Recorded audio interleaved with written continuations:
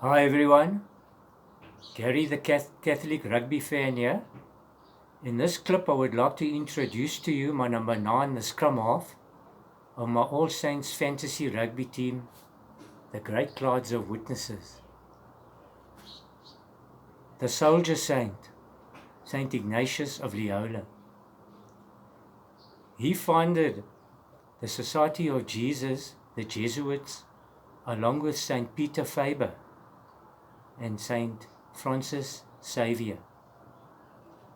The Jesuits played a very big part in countering the Reformation. Ignatius, this guy, he was only 5'2", but he would challenge any man to a duel to the death who denied the divinity of Christ. He was a brave soldier and swordsman, and he always reminded me of the great Spanish hero El Cid. But during one of his battles, a cannonball exploded near him and shattered both his legs. In later life, he would walk with a limp because the one leg was shorter than the other. But while he was recovering from his injuries, a nursing sister gave him 2 books to read: The Life of Christ and The Life of the Saints. And these 2 books changed his life. He always wanted to imitate my inside center, St. Francis of Assisi. Ignatius realized that to be a great soldier, you needed military and physical exercise, but also spiritual exercise, consisting of meditation and prayer. He became the patron saint of spiritual retreats and soldiers. The famous 30-day silent prayer, the silent Ignatius prayer.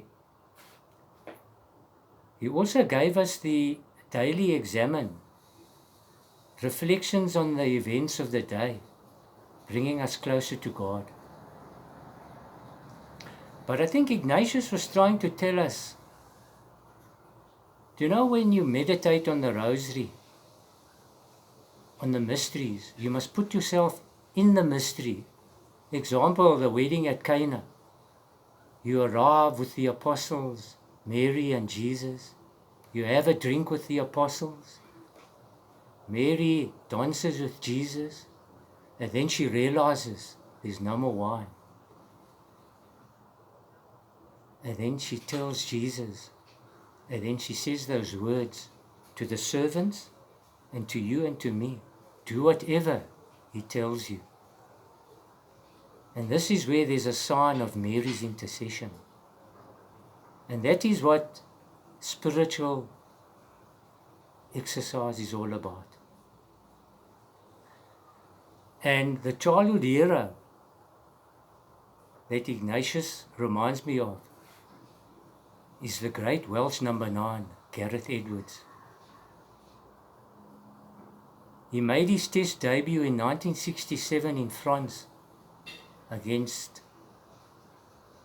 the Tricolours on April Fool's Day 1967, and went on to play 53 consecutive Test matches without getting injured.